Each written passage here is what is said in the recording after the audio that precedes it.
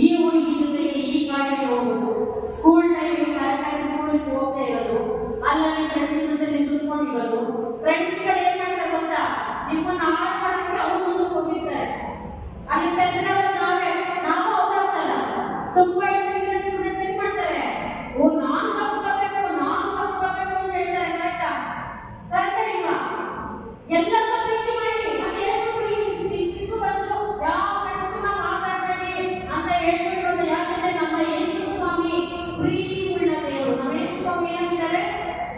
ಪ್ರೀತಿ ಉಳ್ಳ ದೇವರು. ಅವರ ಶಿಲೆ ಕಾಡಿನಲ್ಲಿ ಎಲ್ಲರೂ ಮತ್ತೆ ಅವ್ರಿಗೆ ದಂಡನೆ ಕೊಡೋದೇನು?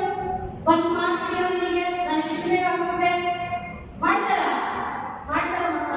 ಯೇಸು ಸ್ವಾಮಿ ಯಾಕೆ ಶಿಲೆಗೆ ಹೋಗಿದ್ವಿ? ಯಾಕೆ ಯೇಸು ಸ್ವಾಮಿ ಶಿಲೆಗೆ ಹೋಗಿದ್ರು? ಶಿಲೆಗೆ ಹಾಕಿದ್ರು ಬ್ಲಡ್ ಜಾಸ್ತಿ ಇತ್ತು, ಹಂಗೆ ಸುಮ್ಮನೆ ಹೋಗಿದ್ದು. ಹೋದ್ರ ನಾನು ಮಾಡಿದ ಪಾಪಕ್ಕೆ, ಯಾರು ಮಾಡಿದ ಪಾಪಕ್ಕೆ? ನಾವು ನಾನು ಅವ್ರ ತಲೆ ಏನಿಟ್ಟು ಯೇಸು ಸ್ವಾಮಿ ತಲೆ ಏನಿಟ್ಟು ನೋಡಿ, ಏನಿಟ್ಟಿದ್ದಾರೆ ಕಾಣಿಸ್ತಾ ಇದೆಯಾ? ಏನಿಟ್ಟಿದ್ದಾರೆ ಹೇಳಿಲ್ಲ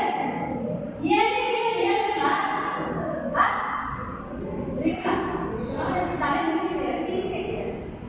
ಮುಳ್ಳಿನ ಕಿರೀಟವನ್ನ ಇಟ್ಟು ಏನಿಟ್ಟಿದ್ದಾರೆ? ಹಾಗೆ ಎಲ್ಲ ಸಂರಕ್ಷಿಸಿ ಶುದ್ಧ ಇತ್ತು. ಯಾಕೆ?